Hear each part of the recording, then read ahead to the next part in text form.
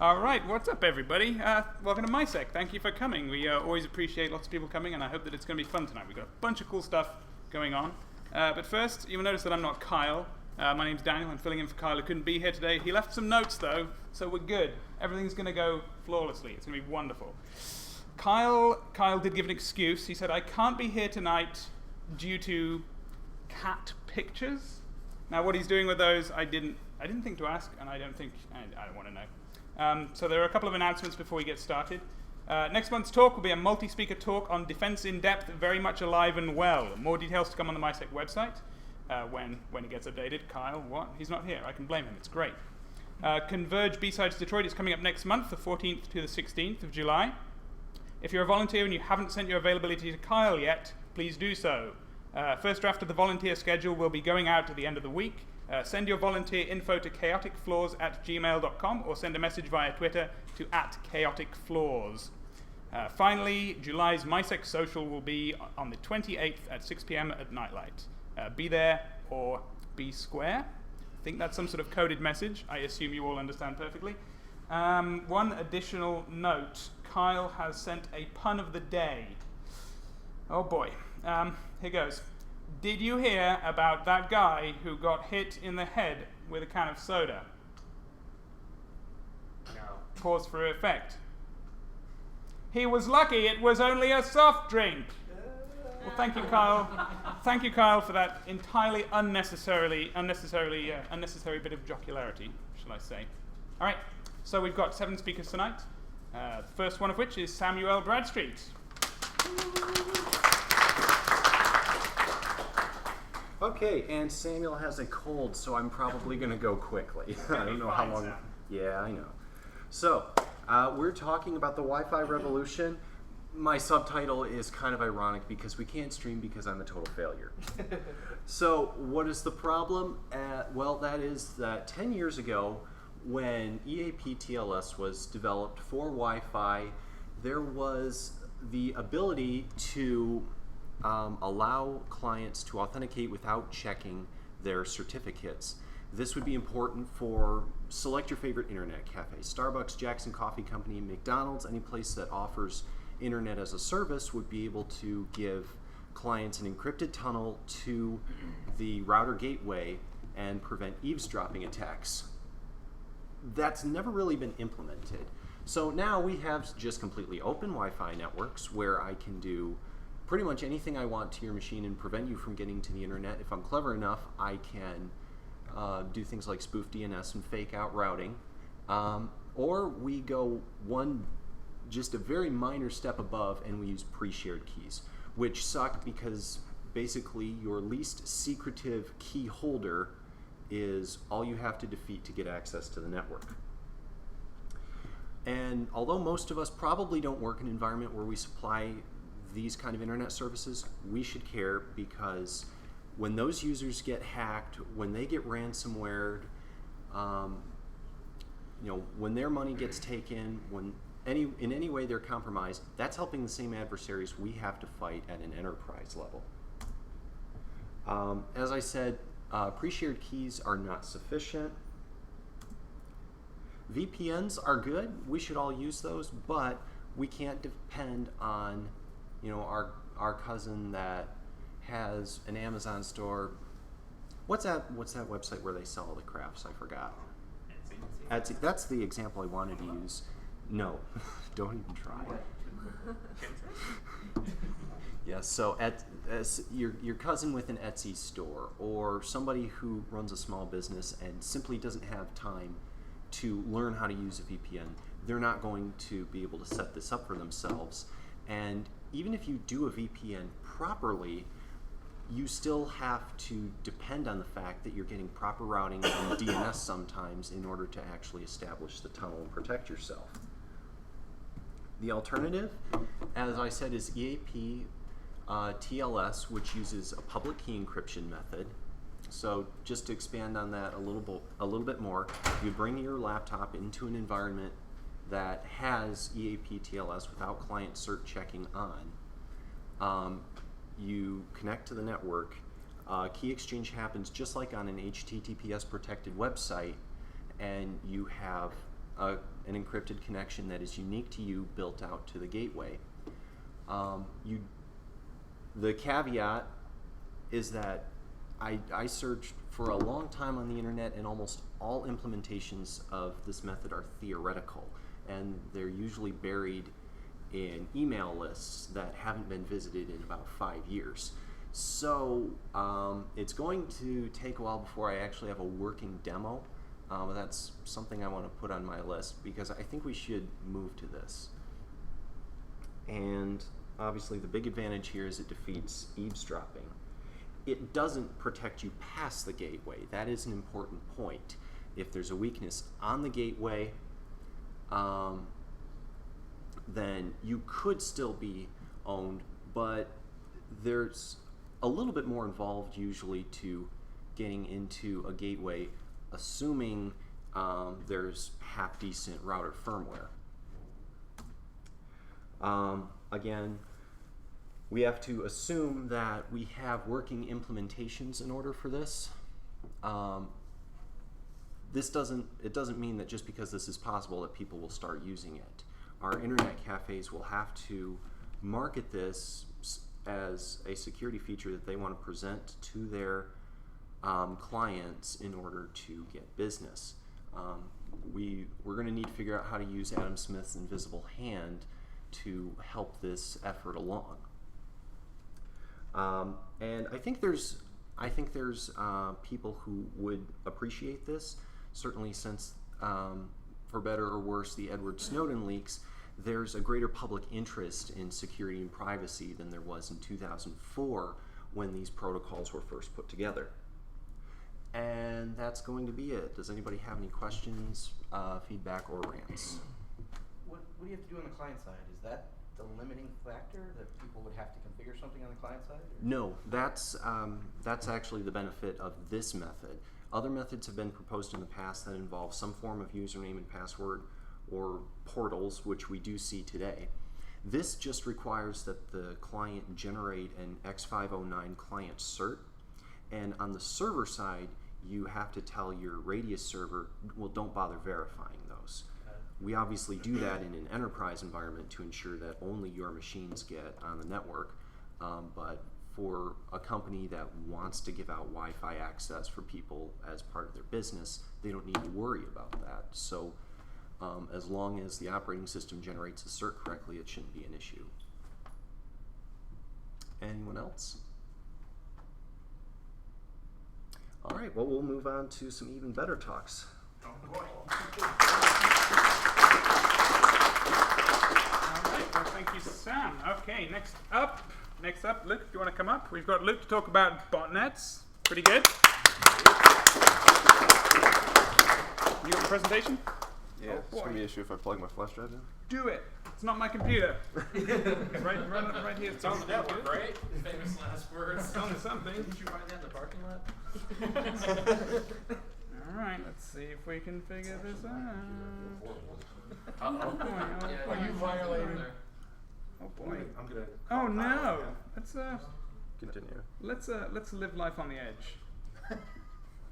Hasn't stopped working yet.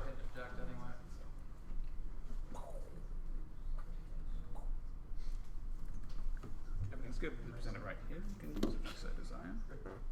Turn it on first. Should work. Alright, I don't have a cold, but I do have some allergies right now. My throat's kind of raw, so it's kind of a similar scenario. My name is Luke. I'm going to be talking about botnets. Alright, so a lot of the information is going to be fairly basic. I'm going to start off with just some basic introduction to botnets and some of the terminology that goes with them. I want to expand on the command and control methods of how the commands are issued through a botnet. I'm also going to discuss what botnets are used for, what they do, and then some of the threats that come with that. And then finally, just a little bit on the response that the security industry should have to botnets. So basic information, what are botnets? A botnet is a large network of robot computers that are remotely controlled by a bot master who is the controller in general of the botnet. They issue the commands to do whatever they want to do with the botnet itself. They work by every computer on the botnet has to be infected with malware in some way. That gives them the remote access, and the malware used for botnets is not the same as a remote access Trojan, because botnets have to be controlled in a coordinated manner, and most rats just give you direct access to a specific machine.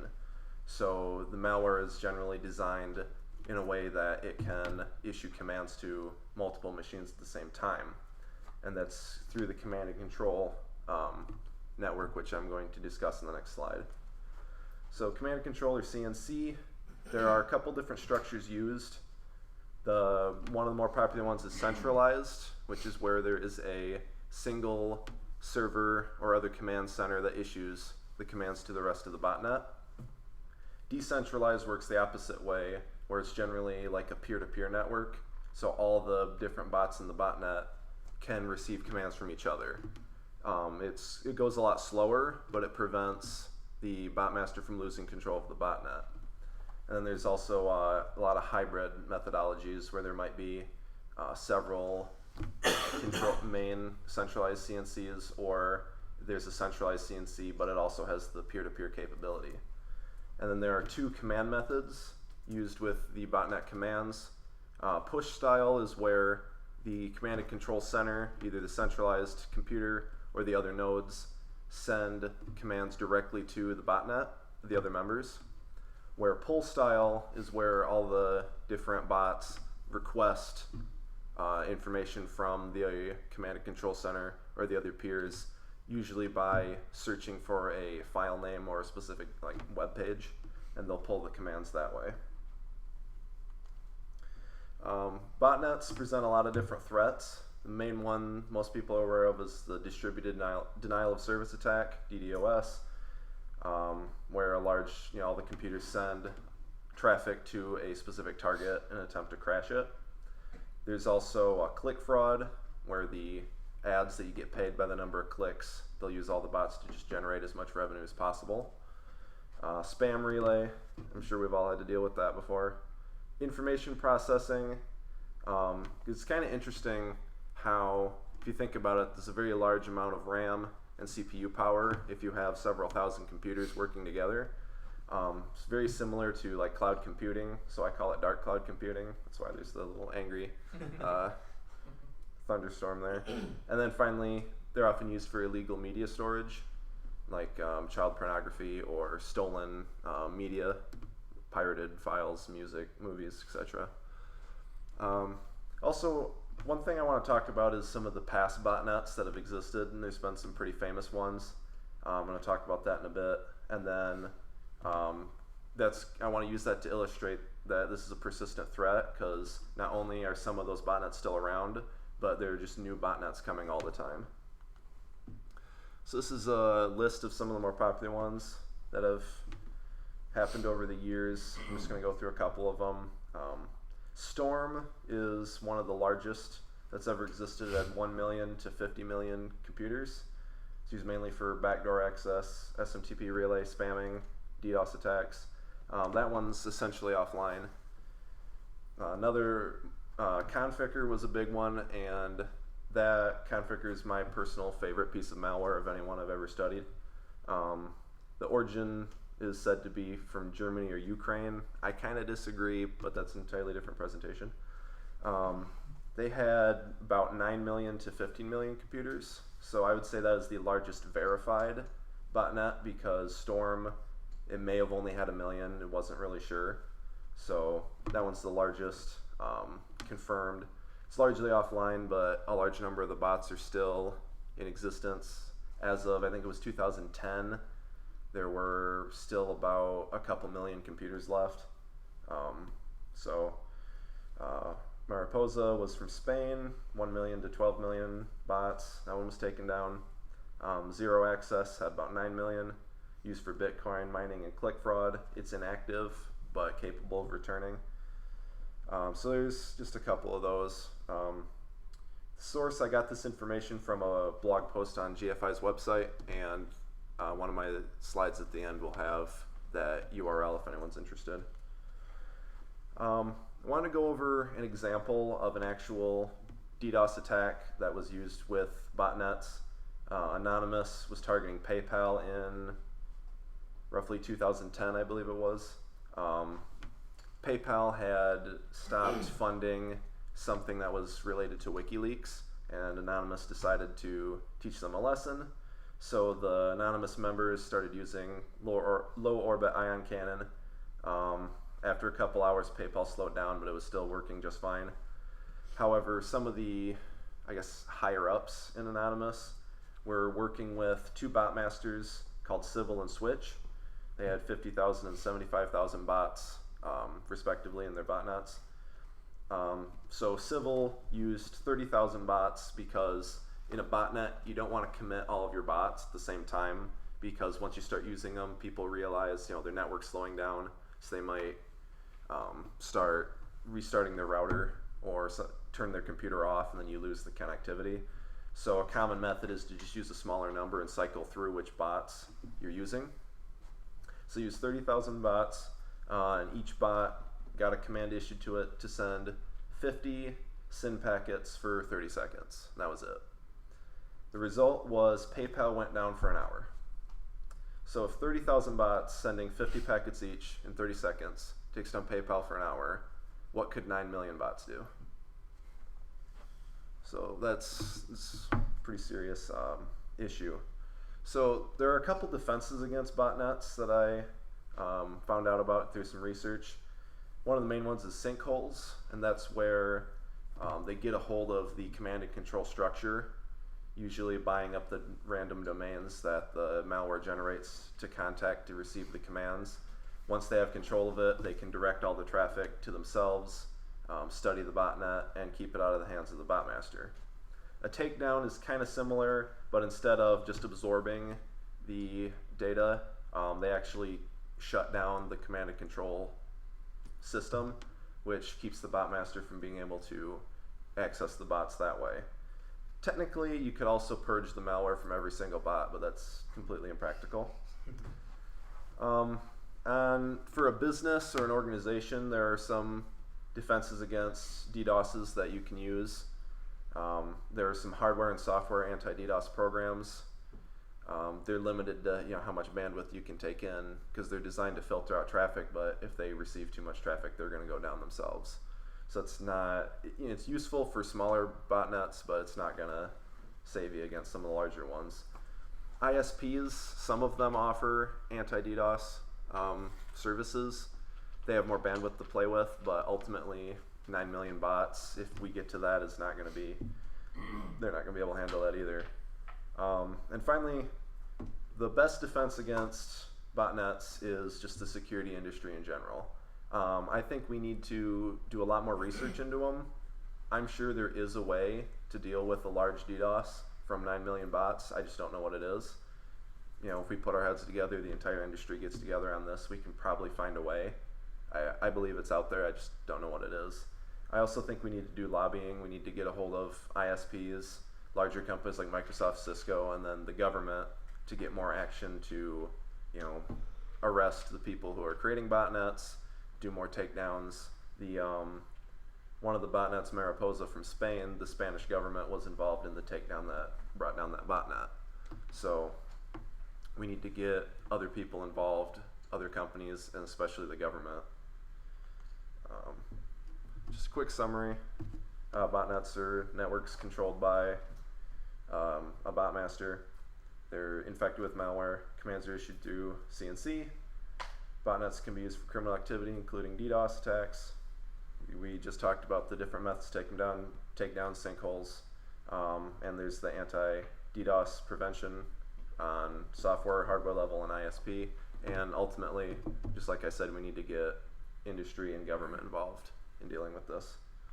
In case you're interested, these are some of the sources I got information from. The GFI blog is the list of botnets. There's a book on Anonymous that was very interesting.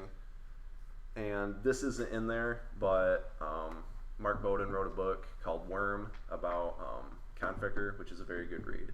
So I recommend that one. Any questions? I got a question. All right. You mentioned earlier that it was impractical to disable a botnet by removing the malware from every single computer. Why is that difficult? Because one of the reasons is actually a lot of the bots in botnets are probably pirated versions of software. So the person who has it's not going to be that interested in security. And then there's the issue that we all run into of the average user doesn't really understand it. Home users don't even know they're infected, obviously, and they have no idea where it came from or even to look into it. So, I mean, with user education, we might be able to get there eventually, but for right now, it's still fairly impractical. Yes?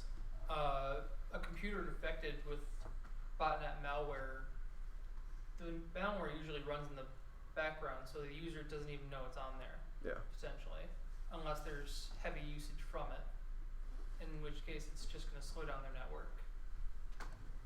So I mean, I feel like that would be another reason as to why taking each one off the computers would be impractical, because it's hard to detect. Yeah, and then a lot of ISPs, like their router will have a built-in feature to try to check if your machine is sending a lot of traffic out, but that tends to generate false positives. I've heard of a lot of people talking about where they got an email from their ISP saying, hey, we noticed your computer is sending a lot of traffic, like in a DDoS attack, and they weren't, obviously, and they checked their machine, there's no malware on it, so. Yeah, that behavior of opening up 50 connections all at once, that's actually like pretty damn close to what Chrome will do.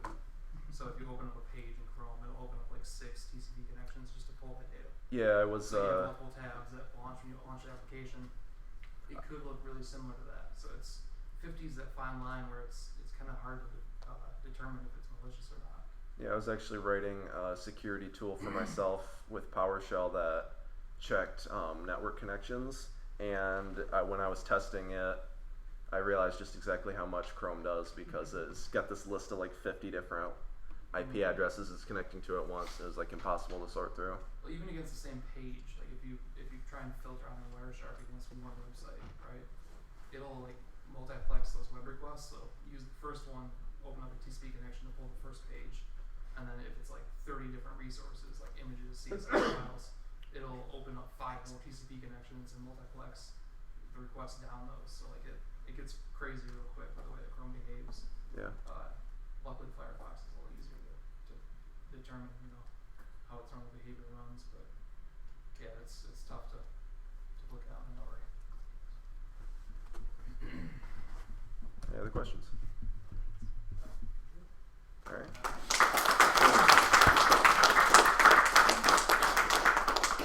Thanks very much. That was pretty good. I learned a bunch of stuff that I did not know. I feel unprepared to wake up tomorrow and turn on a computer. This is not a good thing. But thank you. It's a good point. All right. Next, we've got James. Is James around? I can't see James. How's it going?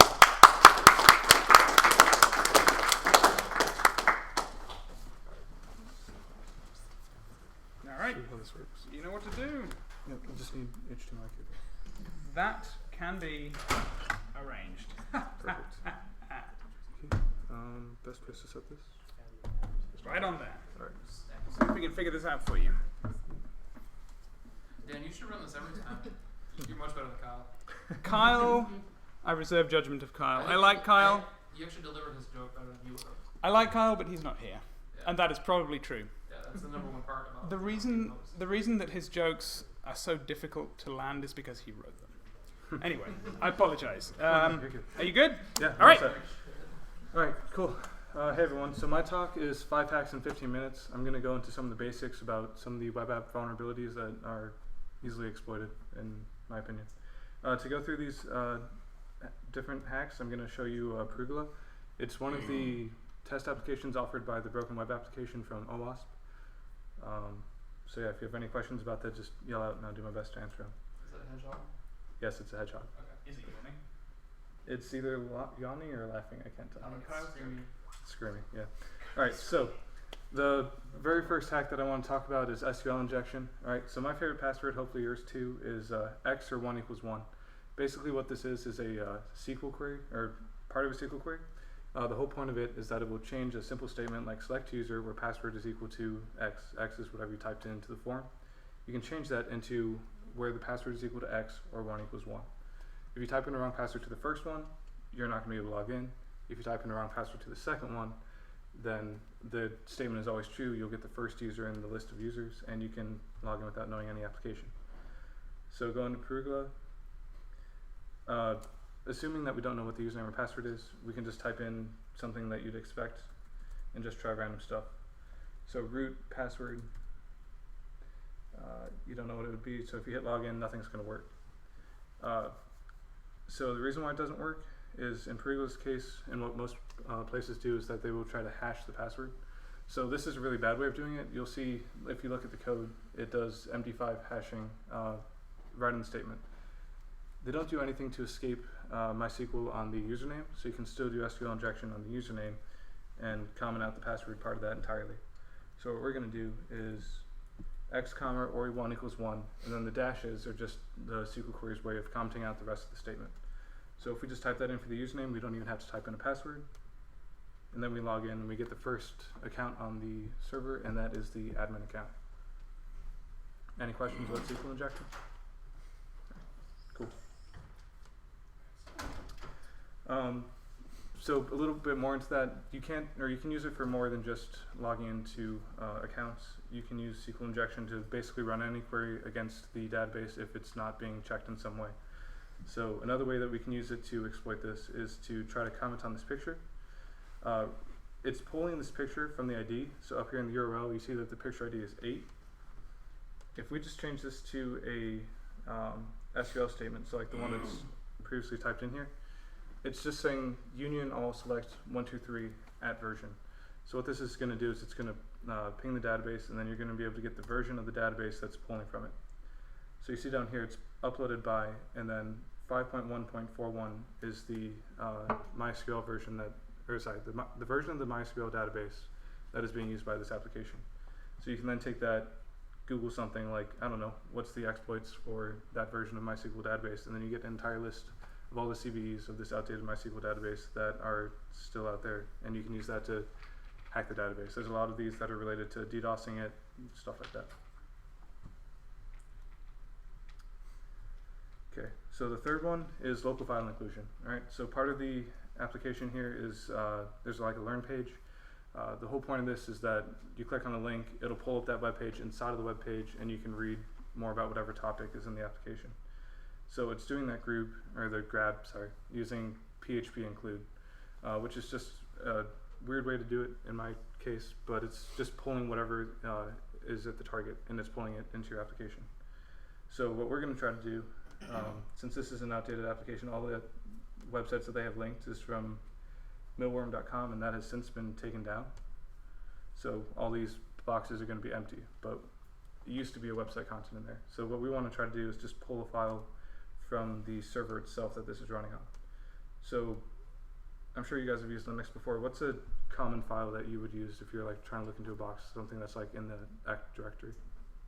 Any ideas? Password, host, if you're trying to like look into it. All right, I'm gonna start typing. So password, right? It's the file that saves all of the SSH users on your servers. So like for instance, this has things for root, bins, sys. There's things for the Apache user and Tomcat. This just tells you a little bit more about the accounts that are on the box, so you can again use this information to hack into it a little bit easier. You can pull up other things too, like the host file, which just changes the like IP addresses to like domain names. So if we typed in CloakNet, that would just point you back to localhost, stuff like that. Again, it's all about information gathering. Can you get shadow? Shadow? Is that in the act folder? Yes. Actually, with the password hashes are. No. Yeah. So that's unfortunately not. So some of these, what I've realized is that if it's got like a file extension to it, it'll try to load that into the PHP application. So like I tried pulling the conf file that has all the database information on it. That actually just loads all those variables into the file that called this, and it won't display it to the user. So that's probably what we're having here.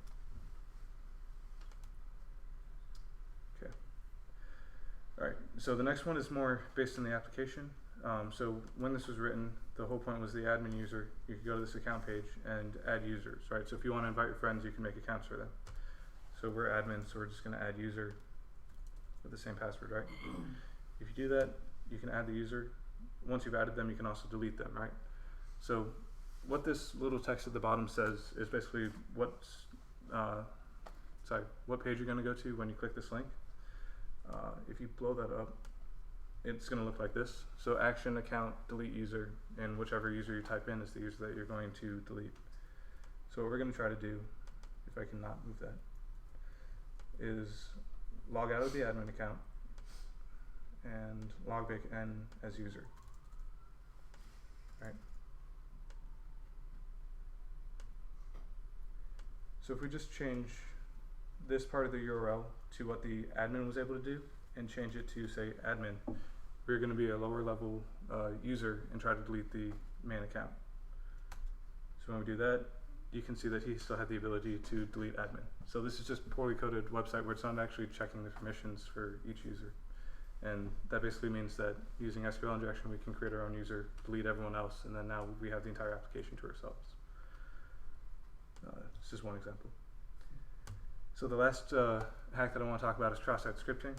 So there's two kinds of cross-site scripting. The first one is reflected cross-site scripting. So like going back to this page with all the broken websites on it, there's this header at the top, and all it's doing to get that header is taking one of the parameters from the URL, this type parameter. So if you change this, it'll just change it on the page, and it's pulling directly from there. So if you're trying to look for cross-site scripting vulnerabilities, the easy thing to do is just type in characters. If you see whatever you pass into the URL is being displayed on the page, you can then assume that you can type in JavaScript commands. So we're just going to do something simple, like script alert1 end script, right?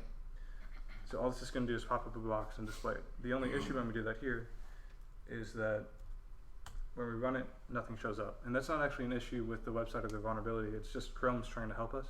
So it's actually realizing that there is code trying to run in the DOM, and it's saying, hey, this is probably cross-site scripting. We blocked that for you. But luckily, Firefox doesn't do that for us.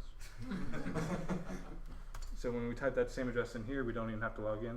If we just go to that page, you can see that cross-site scripting works, and it displays whatever you typed in there. The second form of cross-site scripting is stored cross-site scripting. So if we go back to the home page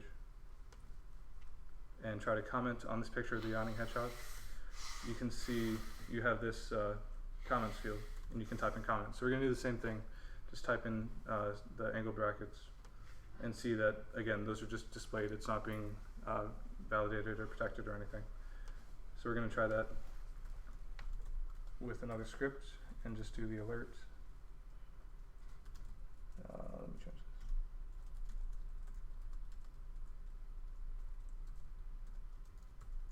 So quiet. And then post that. And when it comes up, again, even in Chrome, it'll have this because it's pulling it from the database. It's not just being loaded into the DOM. So this is stored cross-site scripting. And that's all of the hacks that I have for you guys. So any questions? All right, cool. Thank you.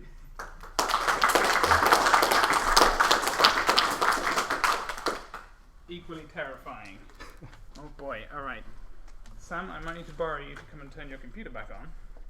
What, you didn't memorize my password the last time I did it? You did it too quickly. Just a little bit slower. Okay. Alright, I'm ready. I'm ready. C F L L A W. Okay. Steve. Okay. Alright, so next we have Jim. Presentation? Yeah, it's on here somewhere. Alright, good luck. Sam, did you throw it on the desktop or? You see those arrows over there on the taskbar? You've got to click one of them and Outlook will come up. Oh no. This is terrifying. That's not that one. Outlook? Yeah. Oh, because you emailed it to me? Or I emailed it to you? Got it. Yeah. Someone emailed it to someone. I didn't do anything with it. You think I'm that responsible? You know. So we get to see all of your email. Kind of. Everybody stretch. It's a little break. There's nothing to see here. Now we gotta wait for Outlook to sync. Oh boy. Really wanted to read that email from Kyle. Yeah. It was probably instructions on how to do the stream that we missed. Oh well. Bueller? Oh boy. So many emails. To be fair, Sam, Newest on top. Good grief. Yeah. This is impossible. I think they've been issuing this one for like a week.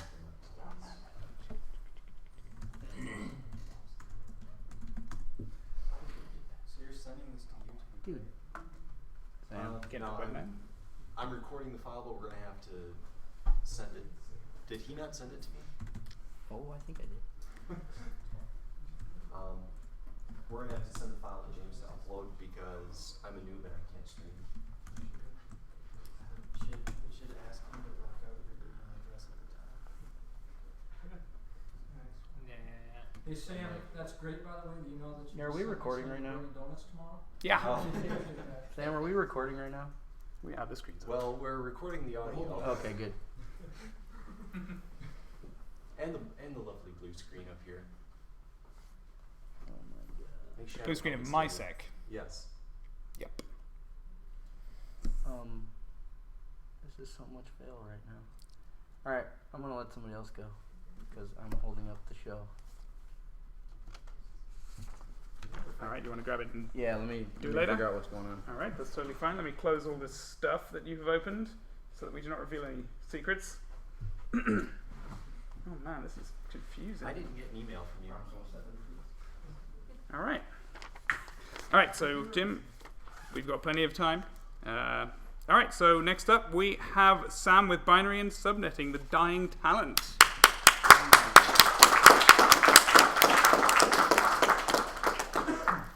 I don't have a PowerPoint. I'm thinking would need one. All right, let's but see I do have if I can figure out how to papers do and those who need pens if you'd like to Oh, take do we have pens. assignments? Yeah. Yeah, you're doing my homework today. Outstanding. I never knew this. All right, you good? Where's the dry erase marker? Really tired, man. Okay, not in the middle of the board. I don't know, the board's right now. Maybe in the middle of the board. I'm gonna break this. No, I'll grab it out of my bag. No. I break Sam, do you have any? That wasn't appropriate at all. Nothing? Yeah. Oh, Just Sam. very I never knew unexpected- this. Very unexpected from Jeff. The 2 weeks we covered it in Sam, you're never getting all these pens back. well, it's going to work, so you can fight with Howard about it. Oh. Yeah, let's see if we can do Come on, it. Audrey, you're gonna subnet with me. breaking that. You're on TV, Sam. No fears. Man, this is why I have to end up there after my phone. Everybody whining right now. I don't even remember this. I do. I'll just totally lean over Sam's shoulder and give him a hand here. Who really wants one? So let's just go down here. Alright, looks like we're gonna start fighting. Strip fighting.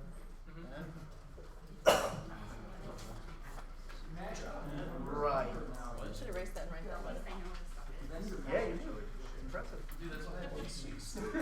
Actually, probably for the last 3 years I've used the covers that are on my phone.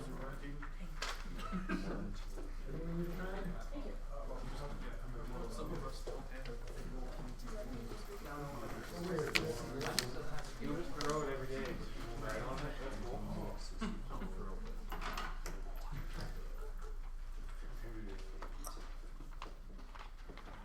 Okay.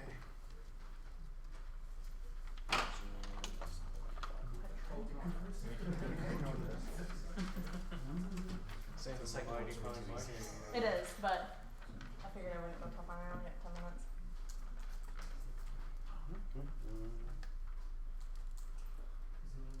So Sam, for those of us on the stream, what is going on right now? Okay, so what's going on right now is that I've given everybody a piece of paper that has the address of 192.168.3.55/26 and the subnet of 255.255.255.192. They're asking them to convert it into binary, asking them if it's a usable host, and if it's a usable host, what is the network and broadcast address? I'm glad you said that because I was looking at a blank piece of paper and waiting for the problem ready to write. Did you have it upside down, Jeff? I thought you were going to give us an assignment. I'm like, let's do this. Clearly I have issues today.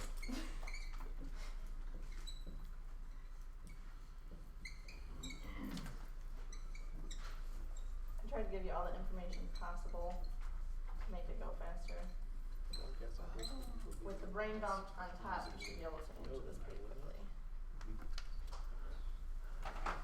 If you were taught how to convert to binary. Well, this is useful. This is.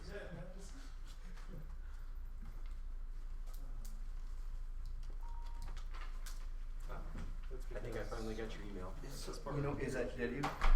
Why? I must have been disconnected when I sent it. That's not a point. This isn't a dry erase marker. We'll figure it out. I was about to write with it. I'm glad I didn't. It's fine. Yeah.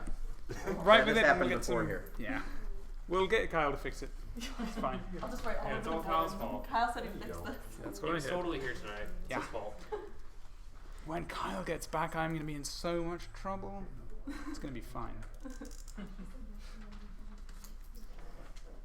Okay, for the sake of time, I'm going to get started.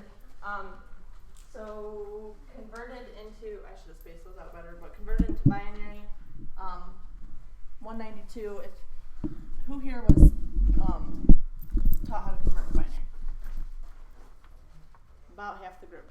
I am now a sophomore in InfoSec. I've gone through 3 semesters of college. Nobody taught me how to convert to binary. I found that stressful when I got to my Cisco networking class because they expected us to know it, especially for anding and subnetting. So, YouTube. But for the sake of time, I'll just run over it quickly. Binary basically is ones and zeros, ons and offs, and you're adding the numbers in the second row here. Binary is a 2-bit process, meaning that you have 1 or you have a 0.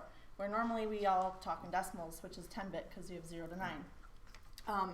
To get, with it being 2-bit, to get the answers that we have here, it's all 2 squared. So this is 2 to the first power, 2 to the second, or no.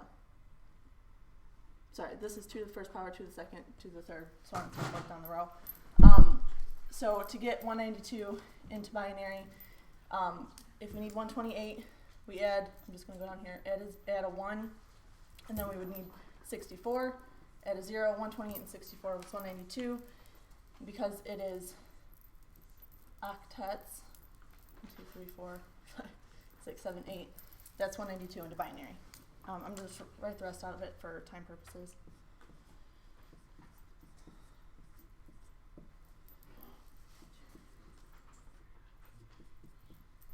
And I'd never give myself enough room. And then 255, all the numbers at the top add up to 255. And 192 again.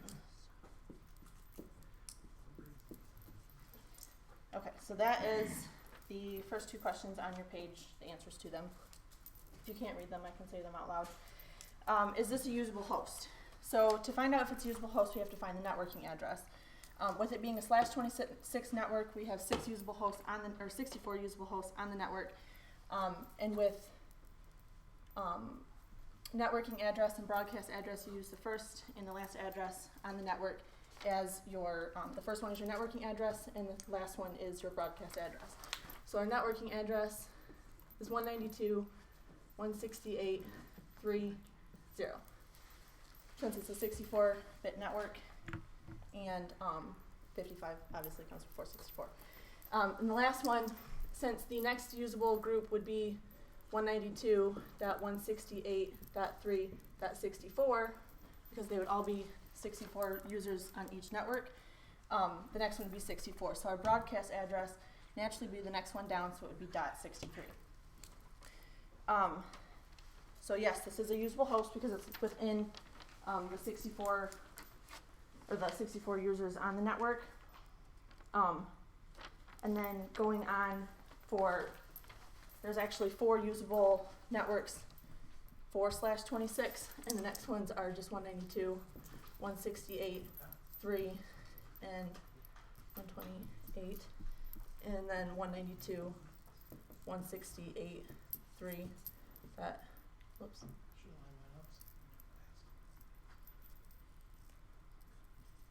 Oops, I read this wrong.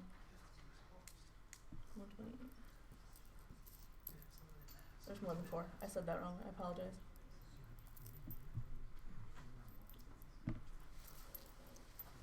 So those of you who were able to finish in time, did you get your answers right?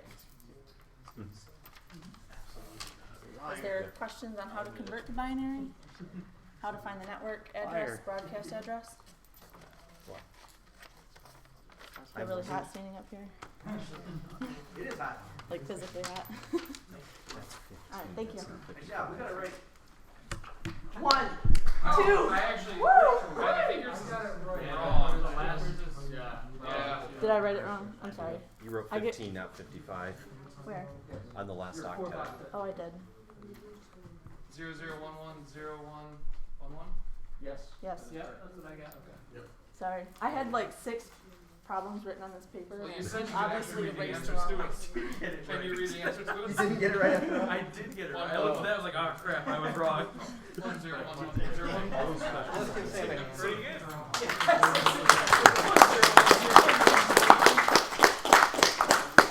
First talk ever, right? Yes. I Congrats. talked way faster than in No, practice, no, so I good guarantee job. that didn't take 10 minutes. I'm sorry, I missed the answer to the It first happens. question. It is usable host. I was going to say. Yes. No, I did too. What is going on here? He was trying to help you. He was freaking out. You missed the answer to which question? I didn't. No, I'm saying it happens to everybody. Oh, I thought you were saying that you missed it after I I just did erased it. Looking just now. Alright. Oh, thanks, I got 1 pen. Misec's right.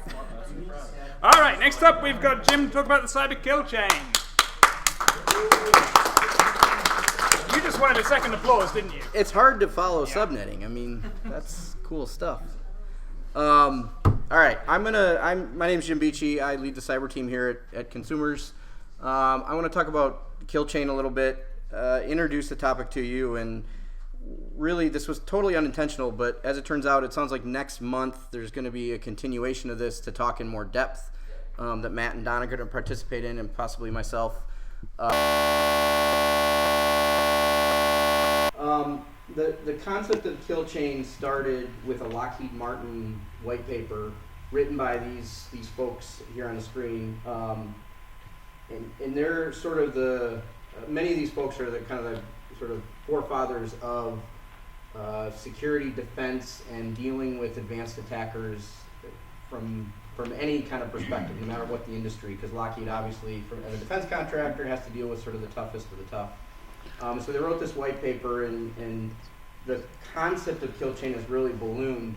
But I would highly recommend you guys read this and any other papers kind of in their intelligence-driven defense methodologies. It's really interesting if you're a blue team person, and you can learn a lot from those perspectives. So I provide that.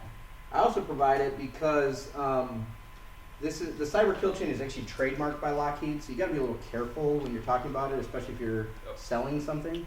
So that's why I have this wonderful asterisk right here.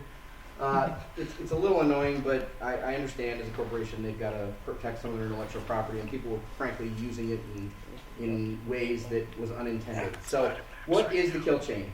Kill chain started as kind of a military term to talk about conflict and how you can effectively impact the enemy, and so they adapted it into the cyber domain.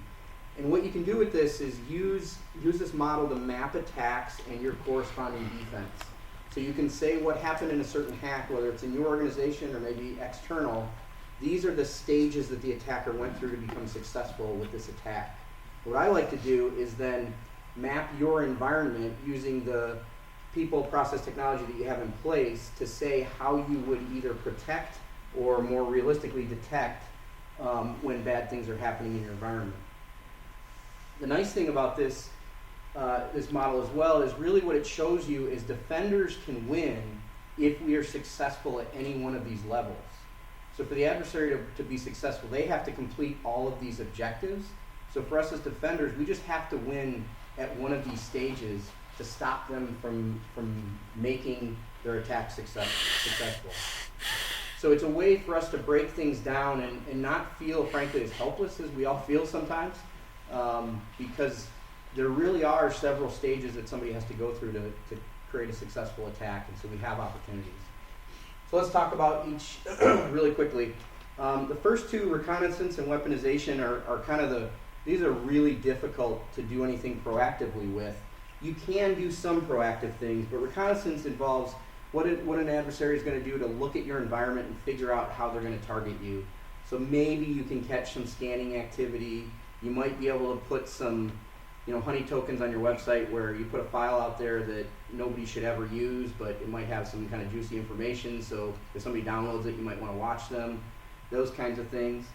And weaponization is really how the adversary is sort of developing how they're going to go after you, how they're going to create their malware, how they're going to create their command and control. Again, those are mostly people are adding those components to an attack sort of after the fact and learning things, but you can use some of it proactively. Really, starting with delivery is where organizations can be much more proactive. So this is, how is the adversary going to get whatever they're doing to attack you into your environment? Most common is spear phishing, right? We've all seen that. But drive-by downloads, infected websites, maybe compromising service provider, those kinds of things are how they're going to get their initial mechanism into your environment. Then exploitation talks about how they're actually going to attack or execute code, establish their foothold in your environment. So are they going to write an exploit for a specific, flash 0-day? Are they going to write a new PowerShell script that's going to execute on your machine when somebody clicks the email? Those kinds of things. Installation, next phase is how they sort of maintain their, how they get their initial foothold into the environment. So what are they going to actually put onto the machine that they're trying to control? A Trojan, rootkit, those kinds of things. How are they going to essentially install whatever access they're going to have to that machine? And then command and control, excuse me, is how they maintain their persistence to the environment. How are they going to interact with that installation once it's occurred? The other one here that's interesting, command and control gets really sort of broader in the sense that it can include things like, once you compromise one host, how are you going to move laterally to other hosts in the environment? How are you going to compromise other systems? And then action or target is really, what are they doing in their end state? Typically, this is where they're exfiltrating or taking data out of your environment, right? They gather all the credit card information and they want to exfil it out. So those are kind of the major steps in the kill chain. And so what we like to do with these in these situations, and I'll show you an example of the target attack where we can map it back, but more importantly, what I like to do is think about your technologies and how they can help you win at each of these layers. So let's take something traditional like AV. Anybody want to spell out or shout out where they think AV fits in the kill chain? Could be more than one. Go ahead. Installation. Certainly installation. Absolutely. You could argue maybe exploitation. Delivery. Network-based AV. Could be delivery as well. Yep. What about logging, SIM, log monitoring? Anybody want to think about that a little bit? Reconnaissance.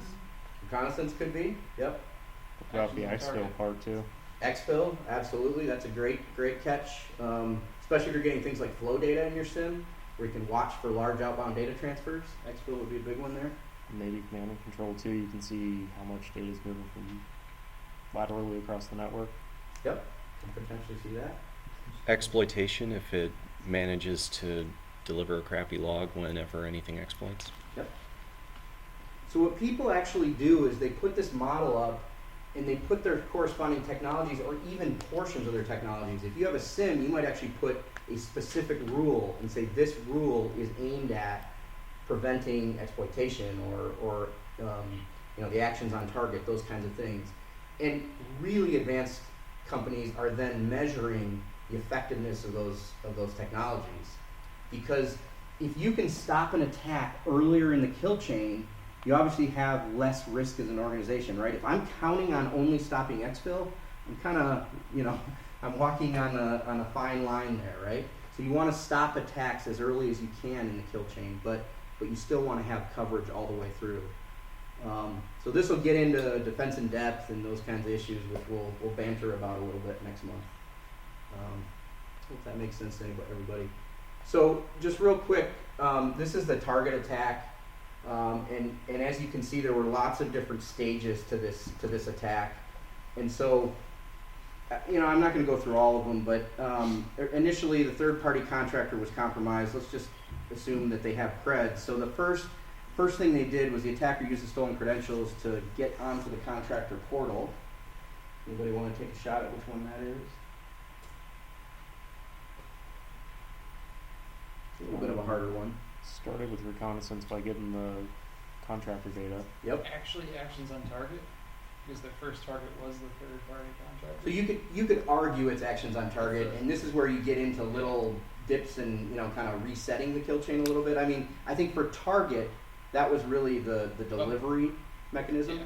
But you're right, for the service provider, it was actually an action on target. It does actually say actions on target, and I realize our case study is target. Yeah. So. Oh, it was a tongue-in-cheek joke, but I actually do mean it too. You're trolling me, I get it. Yeah. Oh, I get it. It took a minute, didn't it? So let's go to number 4, the malware scrape RAM out of the POS system. Anybody want to say what one they think that is? It's a little tougher, I think. Some of these. Sorry, can you repeat that? The scraping of the RAM on number 4, which stole the ClearText credit card data. That would be Actions on target? Wouldn't it be exploitation? Exploitation, yeah. Oh, yeah. Because It activated it, and it's looking around. You could argue. Maybe This is a tough command one. and control. I don't know. I don't have the right answer, by the way. I'm not Maybe saying command and control because it's internal recon. Yeah. It's grabbing actual information. Yeah. I'd say actions on target because it has data e-filled. To scrape RAM, you already have to have admin credentials. Yeah, I think so it's you're probably already actions on target. But then what's interesting is you can see how the kill chain is not necessarily always in sequential order, right? So you might take an action on a target, and then frankly in steps where they send the data to their staging server and then exfil it out, right? You might have more lateral movement, right? So you can go back and forth. But the point I wanted to make today is just simply that you can use these models to show and analyze your security architecture and your defenses to hopefully find and see visually maybe where there are some gaps. And ultimately, if you can measure the effectiveness of those security architecture or security tools, you can hopefully make your environment more secure. Any questions?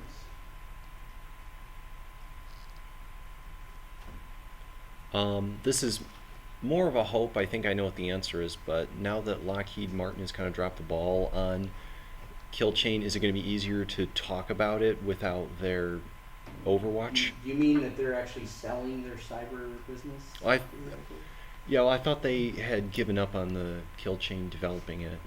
I have not heard that. Still But trademarked. it's still trademarked. Yeah, they actually have a whole Companies business that line use behind kill it. chain like models aren't supposed to use it. Okay. At least I may be told to remembering use a the cyber different. attack life cycle Yeah. instead. Oh, Gardner has their own now. Just the same everybody has thing. their own. Yeah, it's the same thing. Yeah. It's just Different. sort of like you can't say Super Bowl, you have to say big game or whatever, right? I hope. I have not heard that, Sam. So it'll be okay. interesting. I might be remembering something else. I thought they had given up development of the model. Anybody else? All right. Thank you.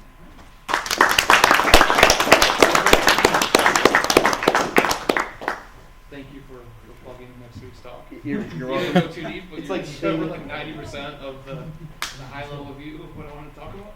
So now you gotta get deeper. Much deeper. All right, next up we got Ben talking about Netlab. Go. You also have your own computer? Yes. All right, let's put it right down here. Let's make Sam log in again later. You gotta follow Premier Beechey. You know, if you just put your password down, it'd be a lot easier. Just a normal dude.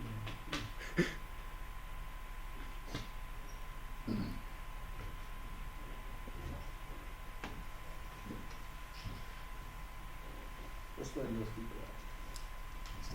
It's in the dock. It's right there. Perfect. No problem. How many slides do you have, man? So I have like 7. I put it together like 2 hours ago. Okay. You just got me worried. 2 hours, like 10 minutes ago? Yeah. Basically doing this like I did in class. Whatever you do. That's how I did it. Right? It's gonna turn out better than that. You go. Yeah, he goes last.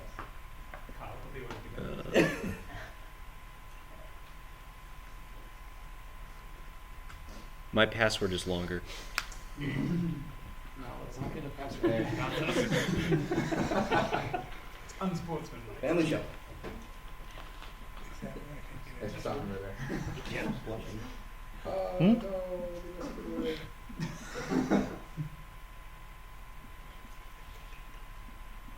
It's on, what's your rookie?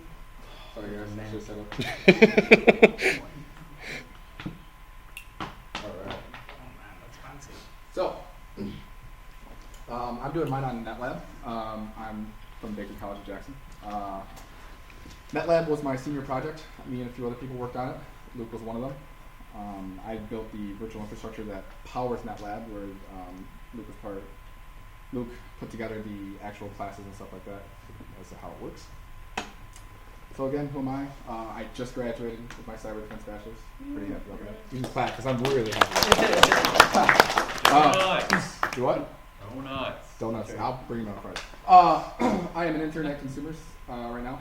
I have a lot of experience in higher education, and anyone who knows me knows I'm an advocate for better security education. Right now, I think because security degrees are very new, they falter in a lot of different places. Some excel better at some areas, some excel better at others, or they all fall flat at one area. So I want to help make it a better security education across the board. I'm Taco Pirate on tweets if you see me. So overview, what I will go over today is what is Netlab, how's it set up, what we can actually do with it, and what does Netlab mean to you, which you already saw, unfortunately. So what is Netlab? Netlab is just another damn appliance. That's really what it is. It's an interactive web. It's interactive web interface. It's hard to say. That sits on top of vCenter, and specifically. We'll get to that. It's used in a lot of cyber stadiums, CCD especially, so as well as the National Cyber League. And the fact that it's used in CCDC across the board is a huge benefit to education. You guys compete in CCDC? Yes, you guys do. We do. All of us compete in CCDC. I think it's pretty much a must. National Cyber League is something I want to get involved with. I think Sam's been involved in that just a little bit. But what Netlab is sold on, and the reason it is sold, is it has proprietary curriculums preloaded onto the box. So you basically load up these VMs, you log in as a student, it powers up these VMs, hands them to you, you go through the curriculum, you power it off, it erases it, it's ready for the next student. It's really nice from a learning standpoint. What you can do is you don't need an instructor there, so it's all self-paced, or you can have like a learner-centered environment created out of this. So here, this would be the interface for Netlab. As you see, you actually have a scheduler because the pods are hosted singly. So you have 10 pods for one class. You actually go in and schedule time with that pod, and then when you're done with it, it reverts the snapshot back, hands it to the next student. So you can go in, you can enter the first lab, which is ethical hacking right now, and we have Python security on there. We just put this up, so we don't have a whole lot of classes on there right now. But what's really cool is like, especially when we get remote access, that opens up a whole nother possibility.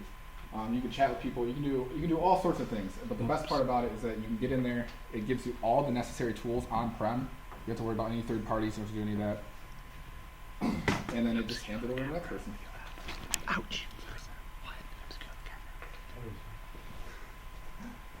So how's it set up? Like I said, it uses VMware. When this was sold to us at the school, they sold it as a way, they made it sound like it actually powered the VMs, which is really confusing when I first tried to set it up. It's like, oh hey, they can power, they even use the words, I think, power 120 VMs. I was like, all right, perfect, it's its own self-contained little VM box. It wasn't, it was just an application that sat on top of VMware. So that was kind of confusing. It took me quite some time to actually figure it out from bottom to top. But what it actually does is it interfaces between the user and vCenter, which is really cool. As someone, I really like VMware. Actually, this is what I used to teach myself vCenter. Everything I know about vCenter was through this exercise.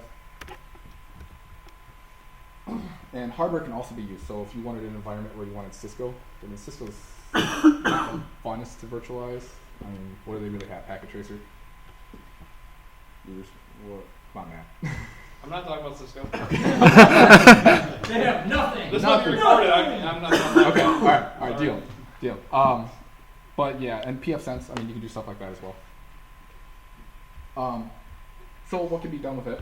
Like I said, you can schedule and reserve classes on your own time, which is really, really, really nice as a student. I mean, when I was in class, I had a job, a kid, a wife, a house. It'd be nice to schedule stuff on my own time, and I don't have to worry about being somewhere at a single time. One of the best parts as far as a competition standpoint is that we have our own self-contained practice environment for the CCDC. We actually did have the same thing built using just vCenter, and we recreated it ourselves, but now we have the exact replica of CCDC, regionals as well. And that opens up more possibilities for us, is that we can have collaboration between colleges. Jackson College, right? Yep. Eastern, okay. So, again, like I said, I'm an advocate for better higher education for cybersecurity. Right now, all the colleges don't really talk to each other. They're like, oh, hey, we're going to go compete in CCDC. You're laughing because you know it's true, right? Yeah. They're like, we're going to compete against each other. No, we need to share information. We need to, when Target, we just had Target up here. When Target happened, I've said this a lot before. Was everyone like, oh, boo Target, they failed? No, everyone's like, ooh, boo InfoSec, they failed. Everyone fails when we fail. And we don't want everyone to fail. We want everyone to succeed.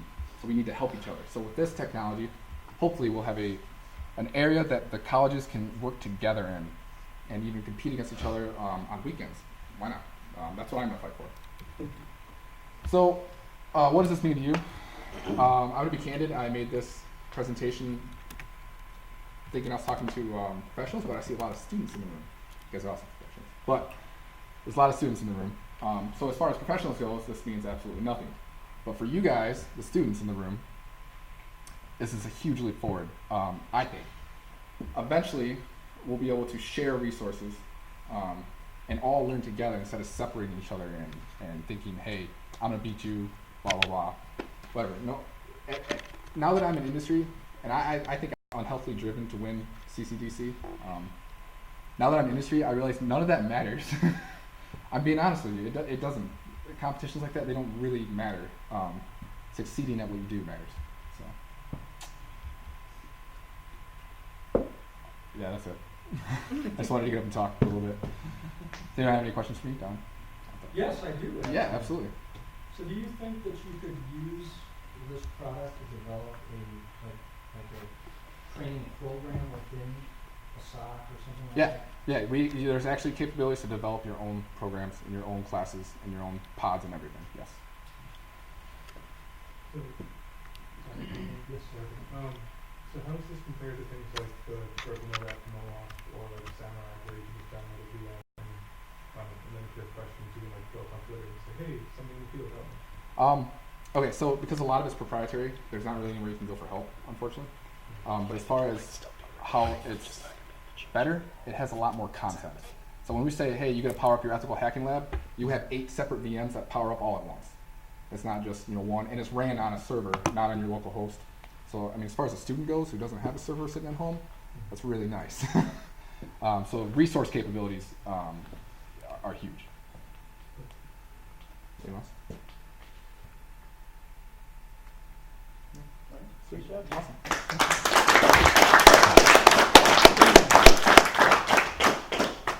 Pretty good. Thanks, Ben.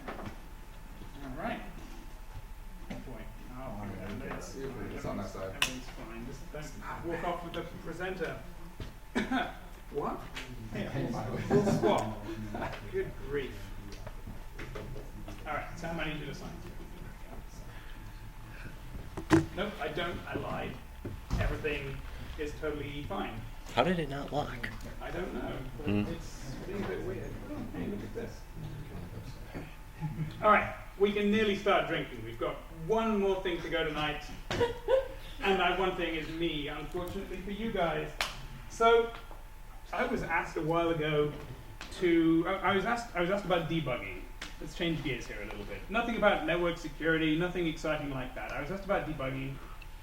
What does that mean? And I was kind of, I was surprised that somebody wanted to learn about this. So that's right. Someone put their hand up. I can't imagine who that was. So tonight I just want to talk about.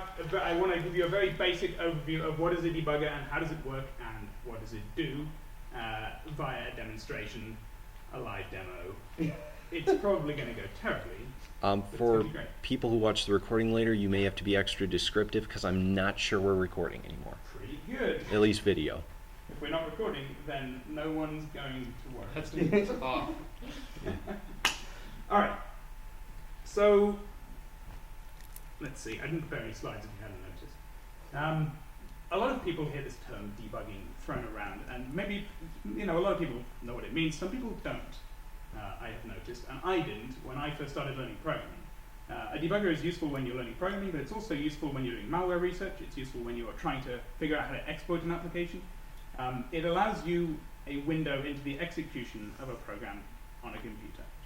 That sounds pretty simple, that's all it does, but that ability is pretty powerful if you did not otherwise have it. So, today I'm going to do a really quick introduction into one of the most popular debuggers, GDB, which runs everywhere, debugs everything, it's pretty cool. The context of this demo is going to be, starting out learning programming, which is a great time to use a debugger. It's a great time to learn how to use a debugger. So I'm going to try and do a live demo, and it's going to probably go terribly, but bear with me. All right. So on the left-hand side of the screen here, we've got, I'm sorry, let's try that again. On the other left-hand side of the screen, we've got a very short program that does a bunch of stuff, and on the right-hand side of the screen is just a command line. So I wrote this program last night. I was a little bit drunk, maybe. I was really tired. I don't know if it's going to work.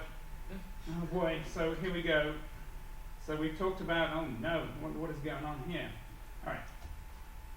So this demo is going to be based on a little C program, so we're going to compile it, we're going to run it with a debugger, and see what's going on. But first of all, I'm confident in myself, so let's just try running this. And apparently, I'm not very good at programming. So my demo crashed, which is pretty good. What do? I sit here and I'm really concerned. I can look at my code. I just wrote my code. Of course I think it's perfect. But you're doing okay there, Matty? Yeah, I like your comments. Good. Everything's fine. If you don't comment your code, you'll never know what you wrote, after all. So if only we had some way to figure out what is going on. Why did my program crash? Luckily, we have a debugger. So all we do to invoke GDB is type in GDB, and we type in the name of the executable that we want to debug. And it gives us a bunch of scary warnings saying there's no warranty, and if you kill yourself, it's not their fault, etc., etc.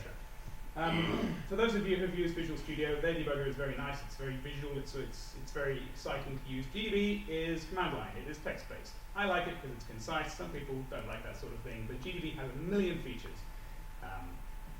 It can do basically anything. You can debug programs running on other computers, you can debug programs running back in time, maybe, I don't know. There are a bunch of GUIs you can download and play with a bunch of crazy looking X-Windows applications. It's scriptable, there's a Python interface, there's all kinds of crazy stuff. But today, all we're going to do is have GDB run our program for us. So let's run a program. Let's see, do I just type run? I'll probably just type run. Let's see what happens. Oh boy. Okay, so it ran our program and it gave us a little bit more detail than we got earlier. Earlier, we just got segmentation fault core dump, which doesn't mean anything to me. Don't know about you guys.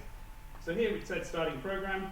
If we can look up a little bit on this line right here, we've got starting program. Then we've got a little bit more information. Program received a Unix signal, which is it received the signal for a segmentation fault, which means that I made a memory error somewhere. And down here, you will notice right here at demo.c:20. Demo.c is the name of my source file that's on the right-hand side of the screen, and the colon is denoting a line number to us. So it's showing us where we got to in our program, which is way more information than we had a minute ago. Yes, Matt? Probably important to mention too that you're only getting that demo.c at line 20 as a result of compiling with the GDB. Good point. I can't think of the word for it. The yes. Yeah. Yes. I should have noted at the beginning. In order to get the most information out of the debugger, you do have to have access to the source code. compile it yourself with extra flags, or have access to a version that was compiled with these extra flags that keeps in more information. Normally, a lot of the information, for example, where the green square is right now, the information that it's giving us is telling us about the source file, which we may not have when we're running the program. But So if you're doing malware research, don't expect the line to be there. oh yeah, if you're doing malware research, you're on your own. It's a little more scary, but we'll get there. We'll get there. So this is more information than we had a minute ago. All right. Let's see. So what can we do? We can look at our program over here, line 20. There's line 20. Well, looks pretty good to me. GDB, luckily, can also tell us a little bit more information about the state of the program when it crashed. Because to be honest, I don't know what's going on. So we can have GDB do a bunch of crazy things. We could have it print the stack at the time of execution. In this case, it will only print one thing, the stack being all of the functions that you're inside of. Right now, we're only inside one function, not very interesting. You can also print, let's see, typing and writing the same, typing and speaking is extremely difficult. We can have it show us a bunch of information about the registers of the CPU at the time it crashed. Again, that doesn't really help me. Something that is going to help me is we are going to be able to see the contents of some of these variables. So let's try. So I'm looking on line 20 right here, and I'm looking at some of these variables. Let's try in here. What was in this at the time it crashed? Well, that looks okay to me. Let's see what's in here. So I'm typing P for print, and I'm just naming a variable that I've got on the right-hand side of the screen around line 20. See what could have gone wrong. So this makes sense to me. Oh, wait a second. I see what's going on here. So what I tried to do was I have tried to write to an unassigned variable, which is pretty good. So I think I can fix this pretty easily. Let's try doing this.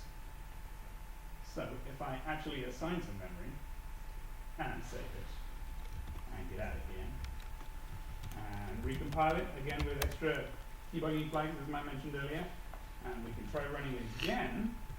Maybe. Am I brave enough? Well, we didn't get a second fault, so I did something, right?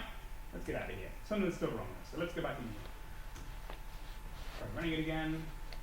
Looks like it's hanging, so I'm going to stop the program from running, and it looks like we are broken on the same line.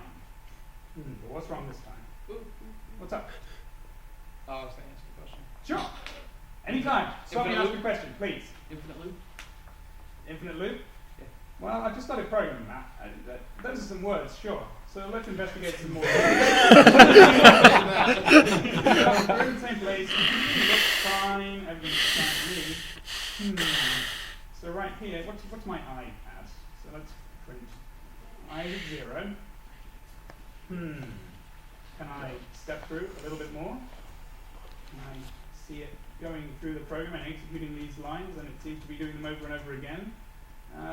You know what, Matt? Maybe you've got a point. Let's get out of here and try and fix our bug. So let's fix this quickly. All right, let's save it. Let's start again. All right. This time I wasn't as confident, so I'm just going to go straight into the debugger and run it. I'm not going to try and run it on my own. Okay. Well, this is good. So. Right here, starting program. Right here, we've got output of our program. Right here, we've got a message that says my process exited normally. My program did not crash! Woo! I'm doing better. I'm better than I was, 5 minutes ago. Well, thanks for clapping, but I still see a little bit of a problem. Right here, my message sort of begins with I. I don't think that's what I originally intended. So, what can we do? I can see over on this side, whoa! Over on this side, this is where I'm printing out our message. So is she doing okay there? All right, so right now, our program is not crashing, which means it's going all the way through. So right now, I can't inspect anything. Nothing. I can't see anything about this program. I can't see anything about the CPU because it's not running. So I need to tell it to stop exactly where I want it to stop. On the right-hand side, I wanted to stop on line 31, right where that print is happening. So I am going to set a breakpoint. A breakpoint lets you specify a line of code or an instruction at which you want the debugger to stop the program, to pause, and let you inspect everything, let you figure out what's going on. So, typing B, I'm going to type am I going to type in a line number? Probably going to type in the whole thing. Let's try typing it properly. Alright, breakpoint set. So now when I run it, it should stop right there. And it did. And it printed the line, which is pretty nice. And GDB can do all sorts of other stuff, like we can say do this. Whoops. You can print code around here. It can do all sorts of crazy stuff, like you can have it show you where you are with a little code display on the top, which is kind of nice. It's nice to have a little arrow pointing to exactly where we're executing if you can't follow on the other side, or if it's a really long program and you can't know the source display. So what's going on here? Alright. So we can print variables. That doesn't seem like it's going to have this. But let's just let it run. So let's continue. Alright. Let's continue again. So it makes sense that we're continually hitting this breakpoint because we're in the middle of the loop. So again, we just keep going, and it's going to keep doing stuff until it's finished. In this mode, it suppressed the standard output, as it was printing out the I and the comma and a bunch of stuff. Let's see. Let's try running this one more time. And let's inspect our output. Alright. Output is just an array with a bunch of stuff in it, and the output looks okay, but it's missing that first one. So this has given me a little more confidence to maybe inspect some of these characters in the array. So we can go straight ahead, and as you would when you're programming, you can specify characters. That's an H. That looks fine to me. You know? Let's try the same thing again. Alright, well that looks good. So how about right here? Oh, wait a second, I see it! I see it. So right here, we were outputting it character by character, but we're, man, stuff begins at 0 in computers sometimes. You know what, I feel like an idiot. So, let's try one more time. Oh boy. Alright, I'm good. I'm done. And without... So, I am not confident I would be done by midnight without the debugger on the left-hand side to help me out. All I got is my own intuition, and my brain already wrote that code, so like I said earlier, I think it's perfect. I know where the problems are. But the debugger lets us step through a program. It lets us stop wherever we want. It lets us look at stuff. It lets us see what's going on under the covers, which helps a great deal when you're trying to figure out terrible, terrible errors. And that's all I got tonight. Any questions? Yes, please! Yeah, like what can be debugged with GDB? It's like for programs writing in C. You can debug pretty much any compiled language with C and even some interpreted languages. You can debug C, you can debug C++, you can debug Python through GDB, through Magic. There are probably some compiled languages that GDB does not support, but GDB, being very secure and very well supported and very well maintained, it supports a lot of languages.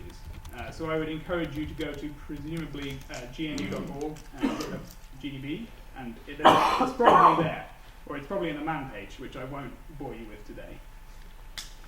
Anything else? Any other questions? Do you actually use GDB? I use GDB. When I was in school, I used GDB every hour of every day. Okay. Now that I have a job as a security researcher, I use GDB, once a day, maybe twice a day. Sometimes I'll go a week without having to do anything particularly crazy, but I still use it, and it is still my go-to tool for debugging Linux applications. So you honestly really prefer it to Visual Studio? Yeah. Yes, I do. Okay. But I mean, in the professional world, we're limited in terms of the languages and technologies that our employer deems that we should use. So, as a professional, the choice of platform may not be up to you. You may not be using GDB on Linux. You may be writing Windows applications. Visual Studio might be the better idea. Might be the better way to go. On Windows, there is a Microsoft-provided debugger called WinDBG, which is similarly command line and has a bunch of features, a lot like GDB does. I assume GDB works on Windows. I don't know how well it supports Windows executables. All right. Yes, please. Just one thing to share. If anyone likes Ruby, there's this great sort of debugger called Pry. Woo! fantastic. It has like color support and fantastic things like you can ls and cd down like the current structure where you're at. So like if you put a binding pry statement anywhere in your code and you have to require pry up top, then you can just be dumped into this interactive session. You can ls your current variables that you have. You can then ls on those variables to see what you can do, like the current methods of the current methods that you can do on that whatever thing.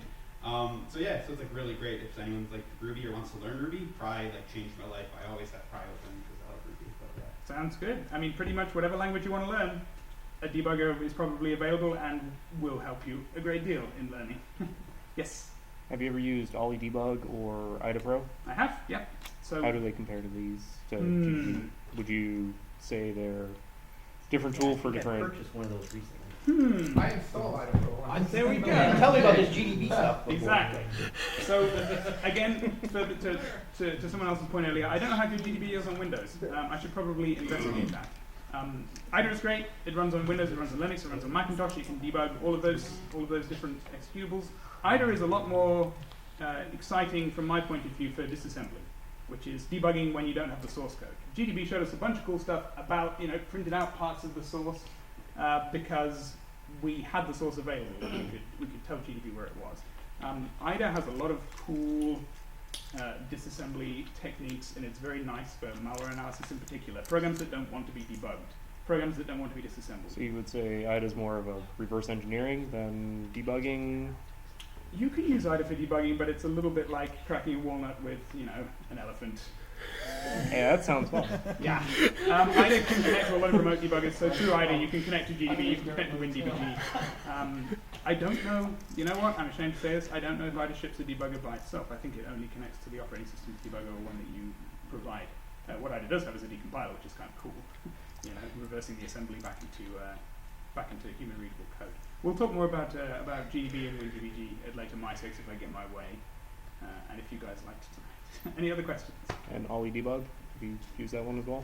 I've used Ollie, it's fine. If you've got IDA, I wouldn't know too much. The nice thing about IDA is that it has a lot of, it sort of has a signature system, a bit like an AV type product.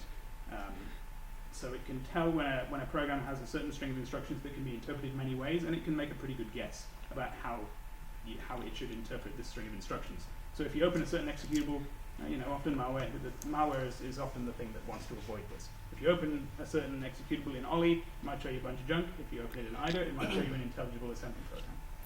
But it's not foolproof. It is expensive. Ollie is free. Immunity Debugger is an Ollie fork, which I think is pretty nice too. Any other questions? All right, thank you. So, for those who are new, which is cool to see some new folks, we all kind of, well, not everybody, but if you want to go, we head to a bar called Nightlight next and hang out and do whatever. So, the more the merrier. That's right. All right. And can we give one more big hand for all of our presenters this evening, please, before we start thinking about drinking? Yes, and Kyle will be back next month. Don't worry. So does that make you Kyle